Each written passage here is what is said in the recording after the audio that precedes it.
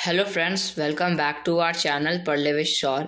तो आज के इस वीडियो में हम लोग पढ़ेंगे क्लास 8 ज्योग्राफी चैप्टर 3 एग्रीकल्चर। तो आज की इस वीडियो से हम लोग class 8 geography chapter 3 agriculture start करने वाले हैं। तो चलिए शुरू करते हैं। तो जो हमारा फर्स्ट टॉपिक है वो है फार्म सिस्टम। तो इससे भी हम लोग स्टार्ट करते हैं। Agriculture or farming can be looked at as a system. The important inputs are seeds, fertilizers, machinery, and labor. Some of the operations involved are plowing, sowing, irrigation, weeding, and harvesting. The outputs from the system include crops, wool, dairy, and poultry products. तो क्या कह रहे हैं friends कि जो agriculture होता है और जो फार्मिंग होती है इसको क्या एक सिस्टम की तरह देखा जाता है। और जो इसके इनपुट्स की जो इम्पोर्टेंट होती है वो होती है जो इनपुट्स के इम्पोर्टेंट होते हैं, जो कि इम्पोर्टेंट इनपुट्स होते हैं एग्रीकल्चर के, वो होते हैं सीड्स, फर्टिलाइजर्स, मशीनरी और लेबर। और इनमें से क्या कुछ ऑपरेशन इनमें इन्वॉल्व होते हैं, जैसे कि प्लोइंग, सोइंग, इरिगेशन, वीडिंग और हार्वेस्टिंग। और इससे जो आउटपुट निकल के आता है वो क्या निकलता है, वो चाहे क्रॉप होता है, वूल होती हैं, वूल, डेयरी और पोल्ट्री प्रोडक्ट्स इससे क्या आउटपुट के तौर पर निकलते हैं। तो अब हम लोग चलते हैं अपने नेक्स्ट टॉपिक की तरफ, जो कि है टाइप्स ऑफ फार्मिंग। तो इसे भी हम लोग स्टार्ट करते हैं। Farming is practiced in various ways across the world, depending upon the geographical conditions, demand of produce, labor, and level of technology. Farming can be classified into two main types. These are subsistence farming and commercial farming. यानी कि जो farming होती है, खेती, वो दुनिया में अलग अलग ढंग तरीकों से करी जाती है, ठीक है। और अलग अलग तरीके से उनमें भी क्या कई कई जगह अलग टेक्नोलॉजी यूज़ होती है, कई जगह मैनुअल सब करते हैं, कई जगह कई सारी मशीनरें करती हैं। तो ये जो फार्मिंग है इसको फार्मिंग को मेनली दो टाइप में क्या डिवाइड करा गया है, कैसे क्लासीफाई करा गया है, कैसे, जैसे कि एक हो गई क्या सबसिस्टेंस फार्मिंग और एक हो गई कमर्शियल फार्मिंग। तो सबसिस्टेंस फार्मिंग क्या होता है, जैसे कि this type of farming is practice to meet the needs of the farmers family. Traditionally low levels of technology and household labour are use to produce on small output. Subsistence farming can be further classified as intensive subsistence and primitive subsistence farming। तो क्या कहते हैं कि जो कि subsistence farming होती है उसे जो फार्मर्स होते हैं वो इसलिए करते हैं। तो सबसिस्टेंस फार्मिंग में क्या होता है कि इस फार्मिंग में जो किसान है, जो फार्मर्स है, वो अपनी फैमिली के नीड्स को मीट करने के लिए ही क्या क्रॉप्स उगाते हैं। मतलब कि वो खाली अपने ही लिए क्रॉप उगाते हैं, जो उगाते हैं वो खुद खाते हैं, अपने खाने के लिए क्या वो क्रॉप उगाते हैं सबसिस्टेंस फार्मिंग में। और इसमें क्या ट्रेडिशनल टूल का क्या कहते हैं इस्तेमाल करते हैं, low level of technology use करते हैं, हाउस होल्ड लेबर यूज़ करते हैं, और क्या छोटे आउटपुट तक ही क्या मतलब छोटा इनपुट डाल करके छोटा ही आउटपुट ले लेते हैं, यानी कि कम क्रॉप्स हैं। और जो सबसिस्टेंस फार्मिंग होती है उसको भी हम लोग दो टाइप में क्या डिवाइड करते हैं, मतलब दो टाइप में क्लासीफाई करते हैं। एक होता है इंटेंसिव सबसिस्टेंस और दूसरा होता है प्रिमिटिव सबसिस्टेंस फार्मिंग। तो जो इंटेंसिव सबसिस्टेंस फार्मिंग एग्रीकल्चर होता है उसमें होता है कि in intensive subsistence agriculture, the farmer cultivates a small plot of land using simple tools and more labor. Climate with large number of days with sunshine and fertile soil permit growing of more than one crop annually. On the same plot, rice is the main crop. Other crops include wheat, maize, pulses, and oil seeds. Intensive subsistence agriculture is prevalent is the in the thickly populated area of the monsoon regions of southeast and east Asia. तो क्या कहते हैं कि जो intensive subsistence farming होती है, जो intensive subsistence farming होती है, उसमें क्या होता है कि जो फार्मर्स होते हैं वो एक छोटे से प्लॉट को ही कल्टीवेट करते हैं और सिंपल टूल्स का इस्तेमाल करते हैं और ज़्यादा लेबरों का इस्तेमाल करते हैं। जो क्लाइमेट है वो क्या लार्ज नंबर ऑफ डेज तक रहता है, सनशाइन रहती है, सॉइल फर्टाइल होती है और परमिट करते हैं ताकि क्या उसमें मोर क्रॉप एनुअली उग सके। और उस सेम प्लॉट में अलग अलग क्रॉप उगाते हैं, जैसे कि इस साल राइस के, अगले साल वीट, फिर उसके बाद मेज, फिर पल्स, फिर ऑयल सीड। तो ऐसे अलग अलग सीड्स वो लोग एक ही प्लॉट में उगा देते हैं। तो ये जो इंटेंसिव सब्सिस्टेंस फार्मिंग होती है वो कहाँ कहाँ होती है, वो जहाँ पे जैसे जो मॉनसून रीजन है, जैसे कि साउथ और साउथ ईस्ट और ईस्ट एशिया, यहाँ पे क्या ये इंटेंसिव सब्सिस्टेंस फार्मिंग होती है। और जो हमारा नेक्स्ट है वो है प्रिमिटिव सब्सिस्टेंस फार्मिंग। तो जो हमारा प्रिमिटिव सब्सिस्टेंस फार्मिंग है उसे भी एक बार पढ़ लेते हैं। तो primitive subsistence agriculture includes shifting cultivation and nomadic herding. यानी कि जो प्रिमिटिव सब्सिस्टेंस फार्मिंग है वो क्या, वो शिफ्टिंग कल्टीवेशन और नोमैडिक हर्डिंग का क्या इस्तेमाल करता है। शिफ्टिंग कल्टीवेशन क्या होता है, देखो पढ़ते हैं भी, चलो। Shifting cultivation is practice in the thickly forest areas of Amazon basin, tropical Africa, parts of Southeast Asia and Northeast India. These are areas of heavy rainfall and quick regeneration of vegetation. A plot of land is cleared by felling the trees and burning them. The ashes are then mixed with the soil and crops like maize, yam, potatoes, and cassava are grown. After the soil loses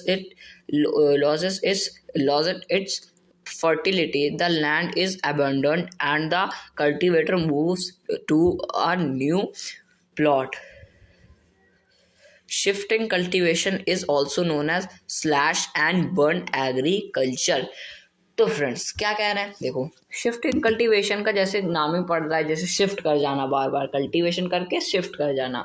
तो ऐसा क्या है, तो जो shifting cultivation है वो क्या होता है कि जो इसको करा, पहले समझ लेते कहाँ कहाँ शिफ्टिंग कल्टीवेशन का इस्तेमाल होता है। तो शिफ्टिंग कल्टीवेशन का इस्तेमाल होता है अमेजन बेसिन के एरिया में, ट्रॉपिकल अफ्रीका में और साउथ ईस्ट एशिया के पार्ट में और नॉर्थ ईस्ट इंडिया में भी क्या शिफ्टिंग कल्टीवेशन का इस्तेमाल होता है। तो ये जो एरिया अभी हम लोगों ने बताया ये बहुत ही ज़्यादा हैवी रेनफॉल वाले एरिया है और यहाँ पे अगर किसी भी पेड़ को काटो तो यहाँ क्या तुरंत रीजनरेशन हो जाता है, क्विकली रीजनरेशन हो जाता है वेजिटेशन का। तो इसमें क्या करा जाता है, जो शिफ्टिंग कल्टीवेशन होता है इसमें पहले क्या करना, जैसे जंगल में चले गए, जंगल में एक जगह को चूज कर लिया, उसके बाद उस जगह में जैसे एक लाइन खींच ली, जैसे 10 मीटर यहाँ से 5 मीटर, ऐसा मतलब कि प्लॉट बना लिया खेत टाइप, ठीक है। फिर उसके अंदर जितने भी पेड़ पौधे आ रहे हैं इनको क्या काट दिया, जला दिया, मतलब कि इनको पहले काट दिया, फिर इनमें जो लकड़ियाँ थी वो सारी जला दी, पूरा प्लॉट जला दिया।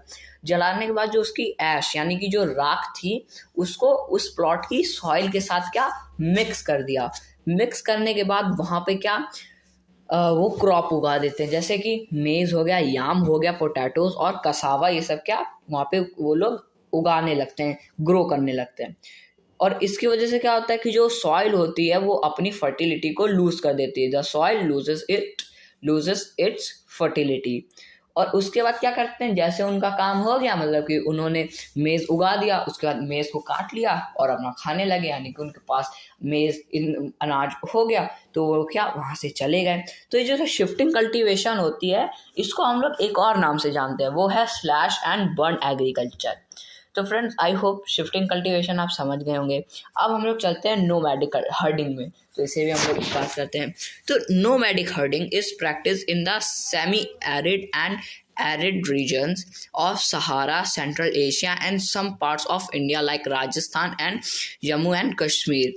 In this type of farming, herdsmen move from place to place with their animals for fodder and water along defined routes. This type of movements arises in response to climatic constraints and terrain. Sheep, camel, yak, and goat are most commonly reared. They provide milk, meat, wool, hides, and other products to herders and their families. तो क्या कहते हैं कि जो nomadic herding होती है, इसको कहाँ कहाँ इसका इस्तेमाल होता है, वो होता है सेमी एरिड और एरिड रीजन। कहाँ के? सहारा के सेमी एरिड और एरिड रीजन में इसका इस्तेमाल होता है। सेंट्रल एशिया और इंडिया के भी कुछ पार्ट जैसे कि राजस्थान और जम्मू कश्मीर में इसका इस्तेमाल होता है।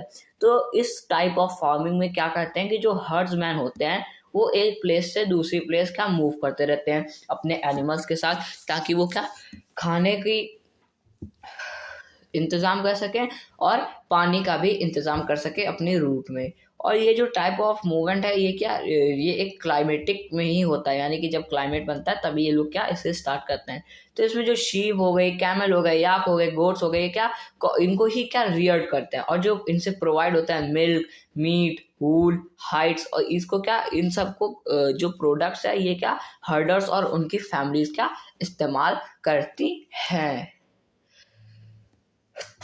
तो फ्रेंड्स, अब जो हमारा कमर्शियल फार्मिंग है वो फाइनली स्टार्ट हो रहा है, तो इसे हम लोग स्टार्ट करते हैं। और जो हमारा नोमैडिक हर्डिंग थी वो ख़त्म हो चुका है। जो हमारा नेक्स्ट टॉपिक है वो है कमर्शियल फार्मिंग, तो उसे भी हम लोग स्टार्ट करते हैं।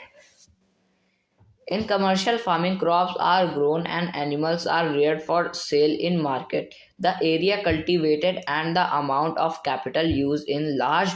Most of the work is done by machines. Commercial farming includes commercial grain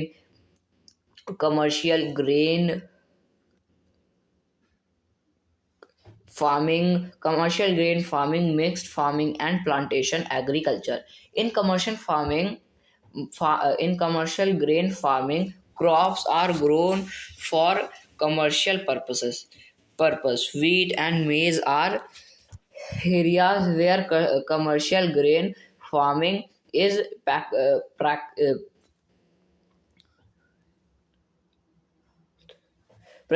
Are temperate grasslands of North America, Europe, and Asia. These areas are sparsely populated with large farms spreading over hundreds of hectares.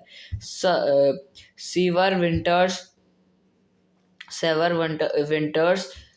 restrict the growing seasons, and only a single crop can be grown. In mixed farming, the land is used for growing food and fodder crops and rearing livestock. तो क्या कहते हैं कि जो commercial farming है इसमें जो crops होती हैं और जो एनिमल्स होते हैं इनको क्या रियर करा जाता है ताकि वो क्या मार्केट में डायरेक्ट उनको सेल कर सके, जैसे कि जो सेल कर सके। तो जैसे कि जो एरिया होता है, जैसे कल्टीवेटेड अमाउंट ऑफ कैपिटल यहाँ पे यूज़ करते हैं, जहाँ पे लार्ज कैपिटल यूज़ होते हैं। लार्ज कैपिटल मतलब कि ज़्यादा पैसा इस्तेमाल होता है, ज़्यादा पैसा यूज़ होता है। तो ये सब वर्क होते हैं, सब कहाँ से होते हैं? ये सब मशीन से ही होते हैं। कमर्शियल फार्मिंग इंक्लूड करती है कमर्शियल ग्रेन फार्मिंग, जो कि मिक्स्ड फार्मिंग भी होती है, और जो प्लांटेशन एग्रीकल्चर। जो कमर्शियल ग्रेन फार्मिंग है उसमें क्या होता है कि जो भी ग्रो होता है वो सब क्या कमर्शियल पर्पस के लिए ही होता है। जैसे कि कमर्शियल फार्मिंग में किसी ने वीट या मेज उगाया तो वो क्या कमर्शियली ग्रोन होगा और जाकर के डायरेक्ट मार्केट में मिल जाएगा। और जो मेजर एरियाज है कमर्शियल ग्रेन फार्मिंग के वो हैं नॉर्थ अमेरिका, यूरोप, एशिया, और भी जो स्पार्सली पॉपुलेटेड एरिया है और जहाँ पे बहुत ही ज़्यादा फार्म है मतलब कि बहुत ही ज़्यादा खेत है। अब इसका क्या मतलब, स्पार्सली पॉपुलेटेड है तो वहाँ पे ज़्यादा क्यों होगा? तो ऐसा इसलिए होगा, देखो अगर यहाँ पे समझ लीजिए कि 50 फील्ड है और लोग खाली कितने हैं, 100 है। एक जगह है जहाँ पे 50 फील्ड है और लोग खाली 100 हैं, तो क्या होगा कि खेत में से, 2 फील्ड में से तो सबका काम हो ही जाएगा 100 लोगों का। ज़्यादा मान लेते हैं, चलो 10 फील्ड में से तो 100 लोग खा ही लेंगे, है ना। तो जब 100 लोग खा लेंगे 10 फील्ड से, तो जो बाकी हुई जो 40 फील्ड हैं उनका क्या होगा, वो उनका उसमें से जितना ग्रेन निकलेगा वो तो क्या बचा ही रहेगा। तो इसको एक बार फिर से समझते हैं, एग्जाम्पल थोड़ा बड़े लेवल का है। हाँ, तो एक गांव है, उस गांव में 50 खेत हैं, ठीक है। 50 खेत हैं और उस गांव में टोटल 100 लोग रहते हैं। 50 खेत हैं और 100 लोग उस गांव में रहते हैं। तो उन 100 लोगों का काम 10 खेतों से हो जाता है, वो भरपेट खाना खा लेते हैं 10 खेतों से जो भी मिलता है। बाकी जो 40 खेतों से जो आ रहा होता है अनाज, वो तो किसानों के घर में भरा ही रहता है, वो हमेशा भरा ही रहता है, क्योंकि उनका तो 10 खेत में हो जाता है, 40 खेत का तो भरा ही रहता है किसानों के। तो क्या करते हैं, जो 40 खेत है उनका क्या, उन 40 खेत से जितना भी अनाज आता है वो क्या किसान बेच देते हैं। तो इसलिए कहा जाता है जहाँ पे स्पार्सली पॉपुलेटेड एरिया है और फार्म ठीक ठाक नंबर में है, तो वहाँ पे क्या किसान, वहाँ पे क्या कमर्शियल फार्मिंग हो ही जाती है। तो जो मिक्स फार्मिंग होता है, ये क्या एक लैंड होता है जहाँ पे फूड और फॉडर क्रॉप्स का भी क्या इस्तेमाल होता है, ताकि वो क्या अपने लाइव स्टॉक को रियर कर सकें। तो फ्रेंड्स, अब जो हमारा नेक्स्ट टॉपिक है वो है प्लांटेशन। तो इसे भी हम लोग स्टार्ट कर लेते हैं। Plantation are type of commercial farming where single crop of tea, coffee, sugarcane, cashew, rubber, banana or cotton are grown. Large amount of labor and capital are required. The produce may be processed on the farm itself or in nearby factories. The development of a transport network is thus essential for such farming.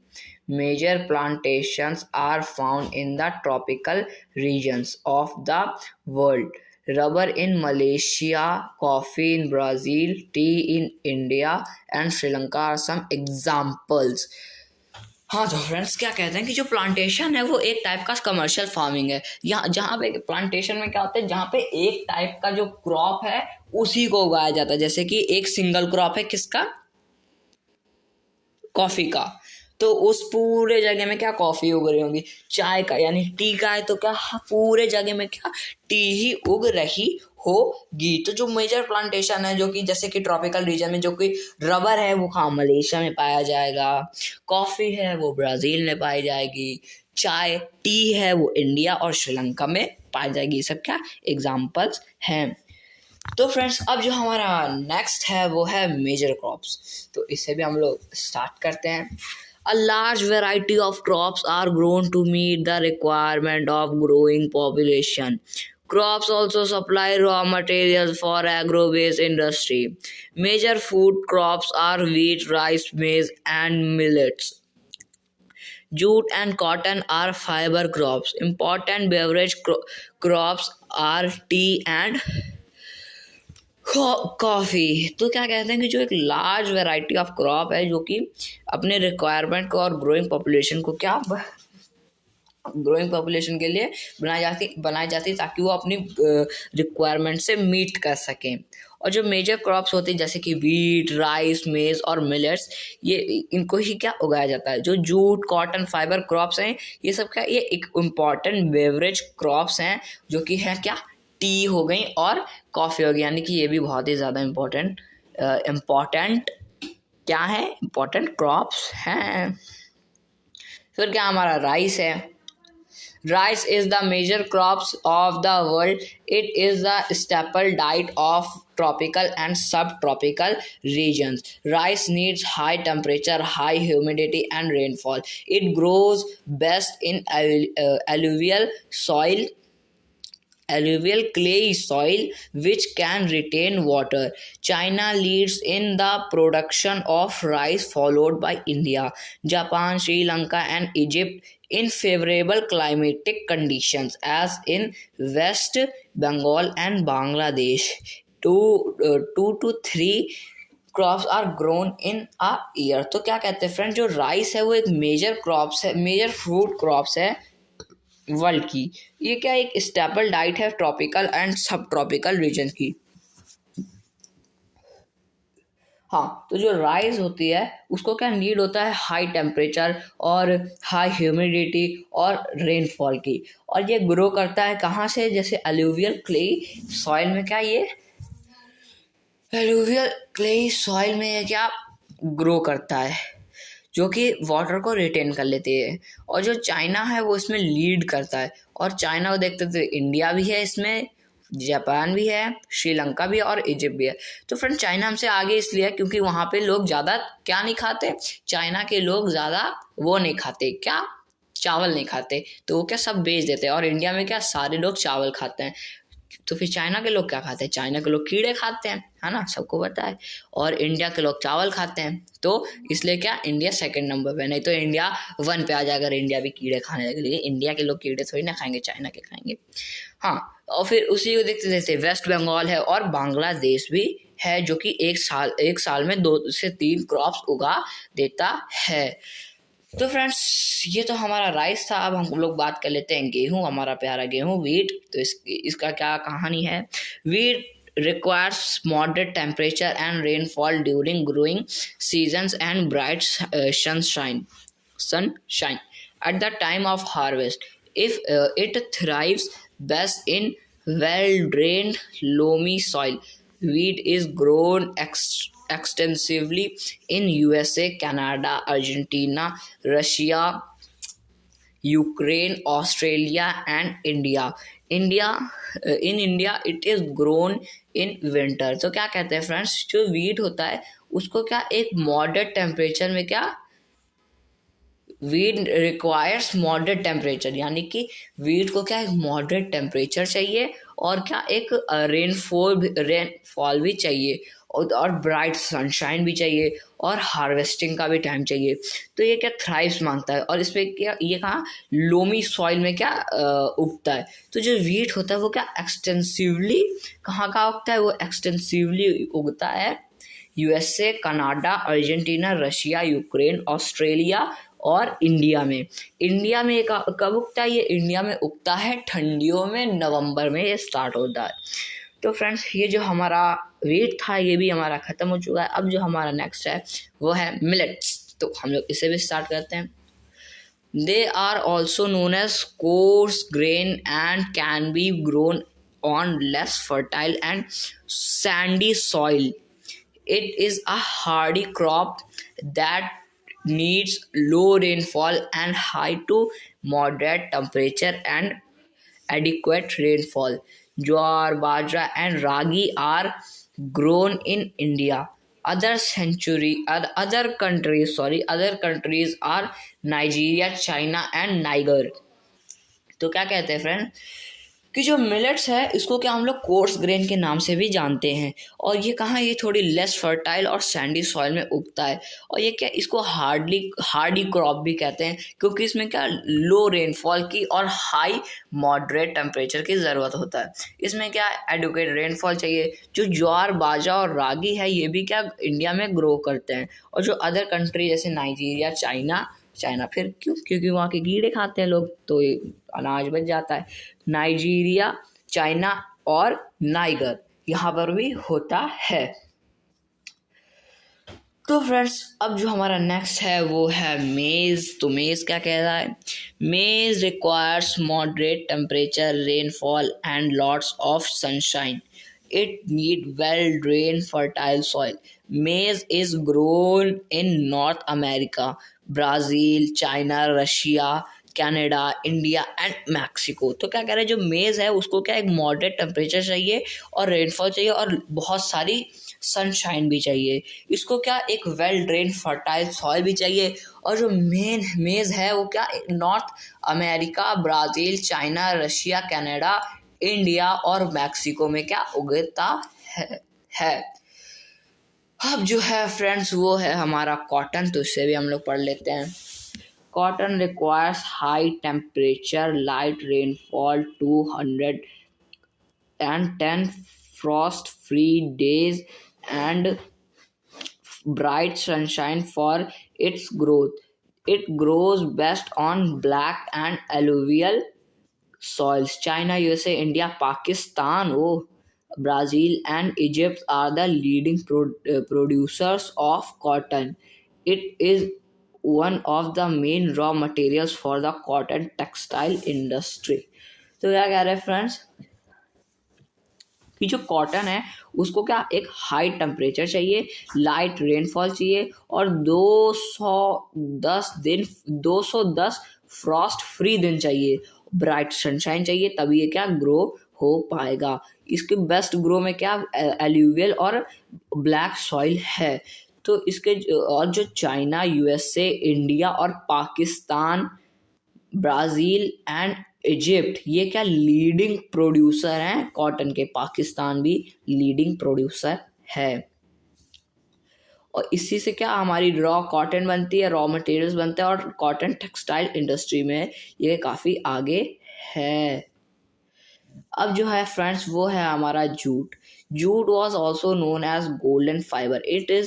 It grows well on alluvial soil and requires high temperature, heavy rainfall, and humid climate. This crop is grown in the tropical areas. India and Bangladesh are the leading producer of jute. तो क्या कह रहे हैं friends, तो ये जो jute है ये एक और नाम से जाना जाता है जिसे कहते हैं golden fibre.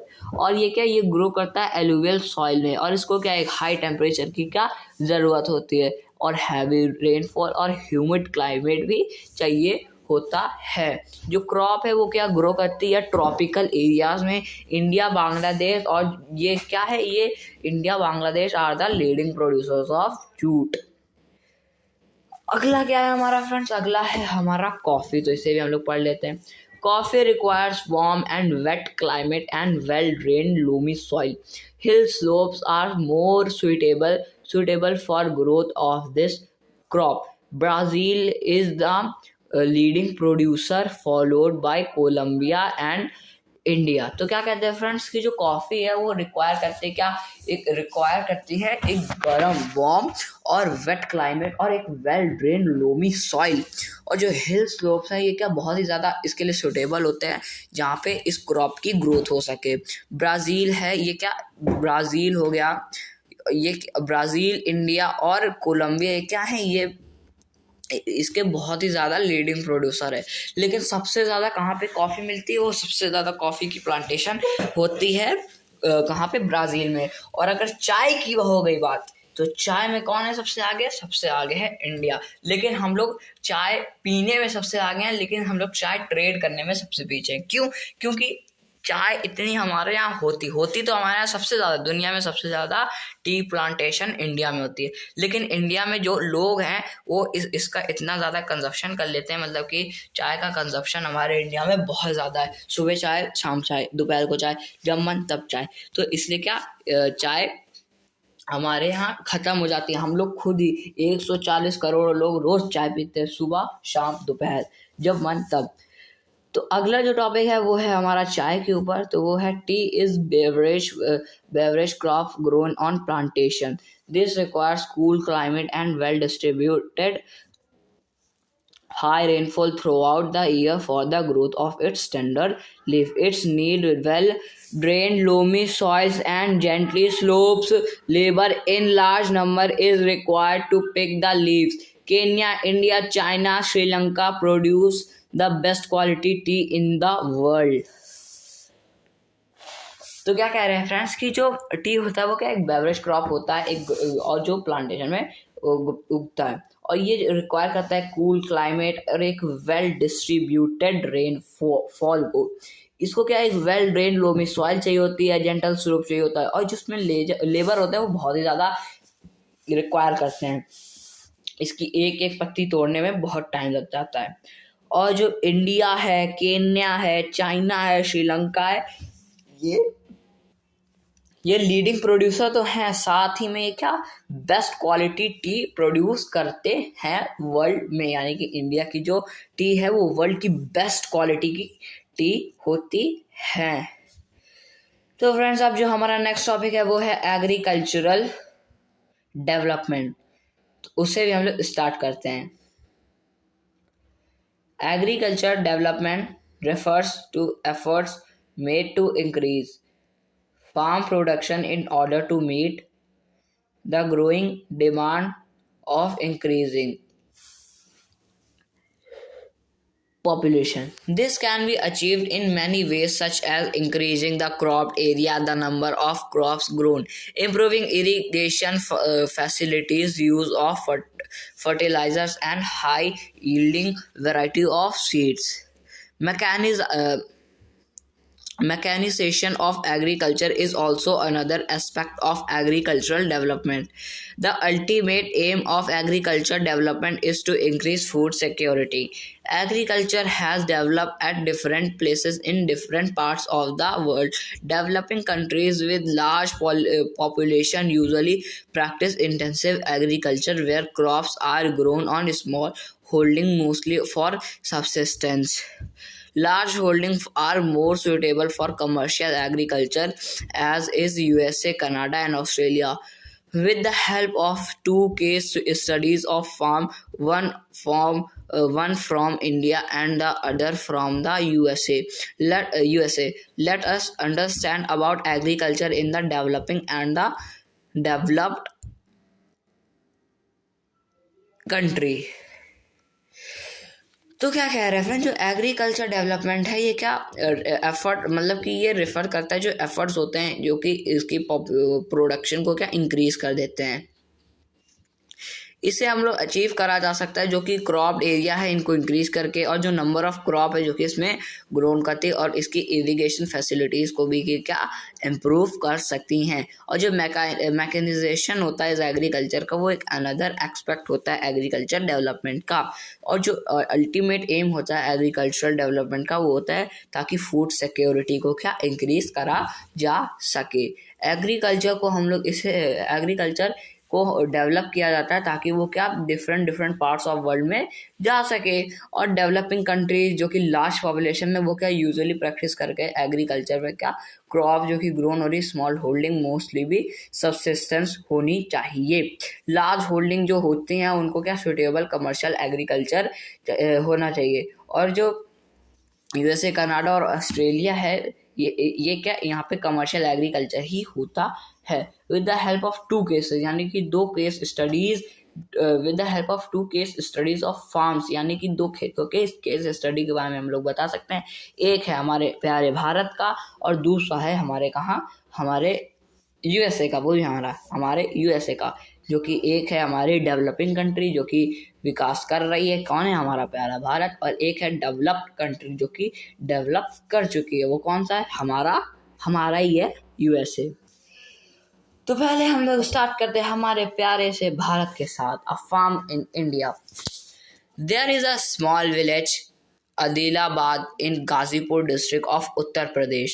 Munna Lal is a small farmer in this village who has farmland of about 1.5 hectares.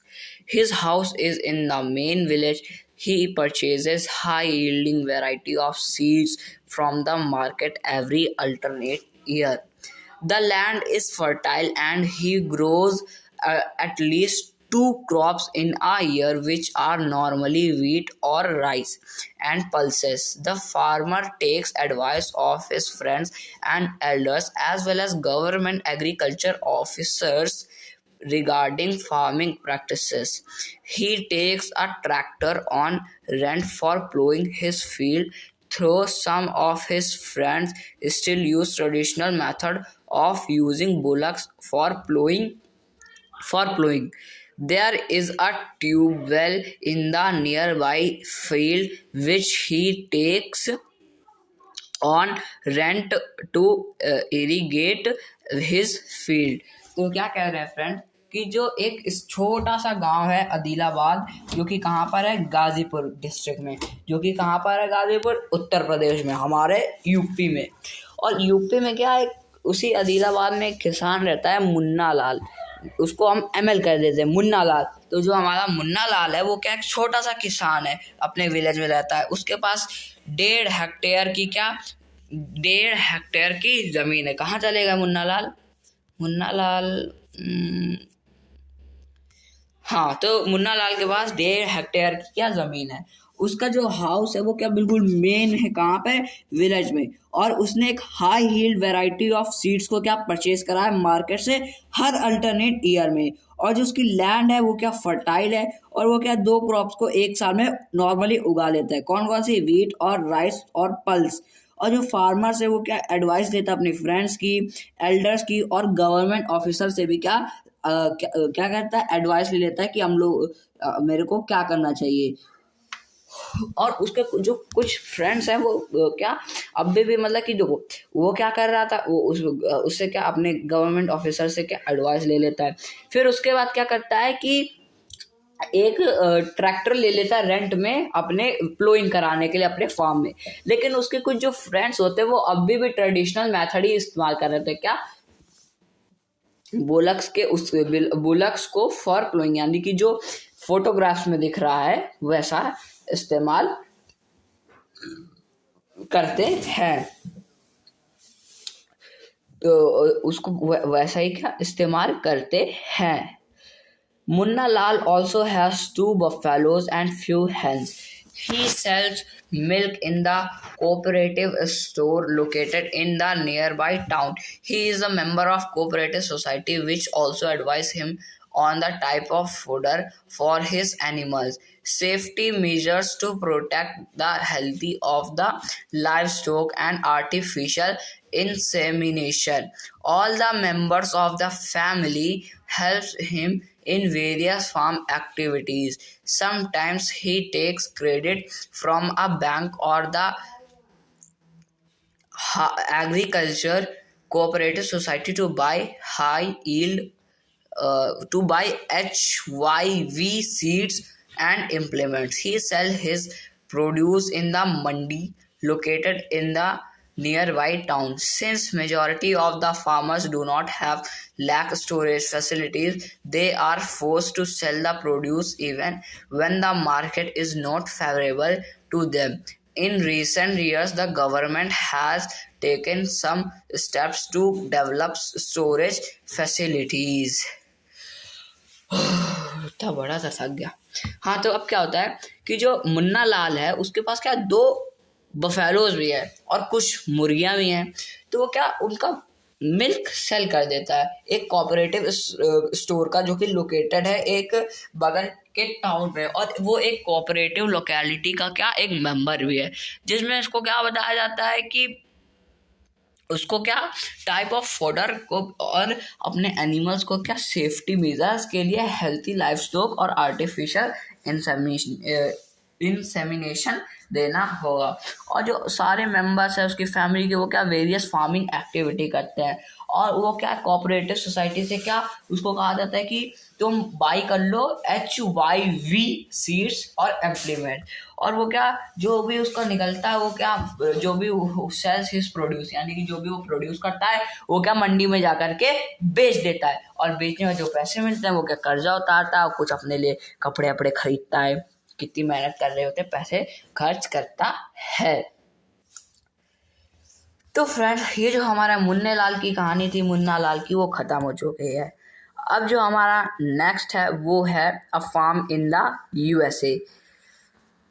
तो उसे भी हम लोग स्टार्ट कर ही लेते हैं।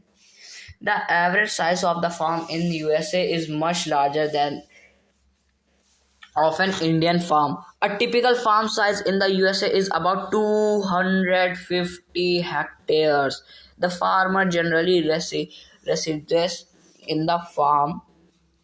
Some of the major crops grown are corn, soybean, wheat, cotton, and sugar beet. Joe Horan, a farmer in the Midwest USA, in Iowa State, owns about 300 hectares of land. He grows corn on his field after making sure that soil and water resources meet the needs to this crop. Adequate measures are taken to control pests that can damage the crop.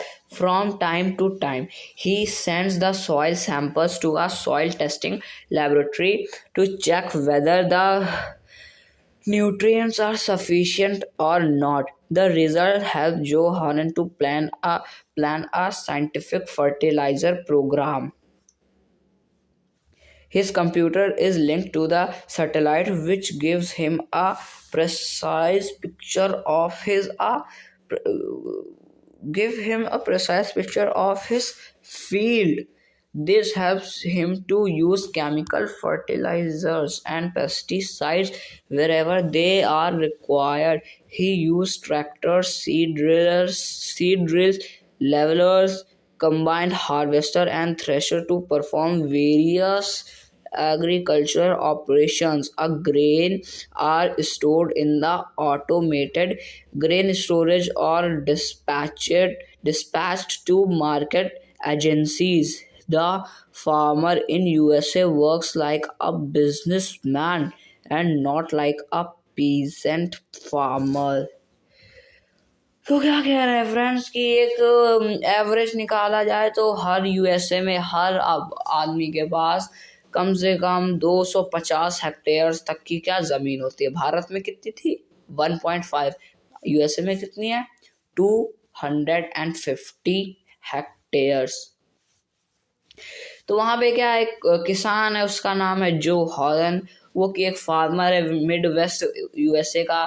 उसके पास लोवा state में क्या 300 hectare की जगह है जहाँ पे वो corn को उगाता है और हर साल अपने सॉइल की जो सैंपल्स है वो एक लेबोरेटरी में भेजता है ताकि क्या उसको बता सके कि उसमें न्यूट्रिशंस हैं।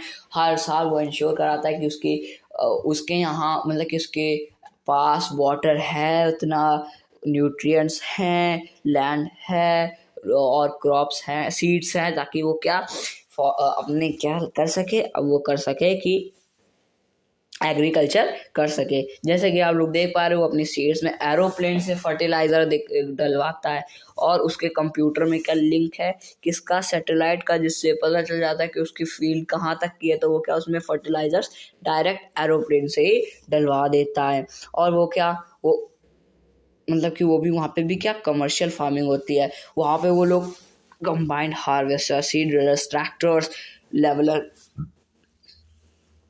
का इस्तेमाल करते हैं। और वहाँ के जो लोग हैं, वहाँ के जो पीजेंट्स हैं, वो क्या इंडिया के बिजनेसमैन की तरह क्या काम करते हैं और वो खूब पैसा कमाते एकदम दबा के।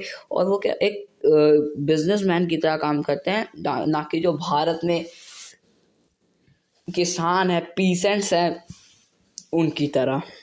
तो यूएसए के जो किसान है वो एक टाइप से वो भी बहुत ज़्यादा अमीर हैं। तो फ्रेंड्स ये जो हमारा टॉपिक है तो कंप्लीट हो चुका है। इसी के साथ जो हमारा चैप्टर है वो भी कंप्लीट हो चुका है। इस चैप्टर के जो एक्सरसाइज है वो हम लोग करेंगे नेक्स्ट वीडियो में। आज की इस वीडियो में इतना ही, मिलेंगे नेक्स्ट वीडियो में नेक्स्ट टॉपिक के साथ। तब तक के लिए थैंक यू वेरी मच।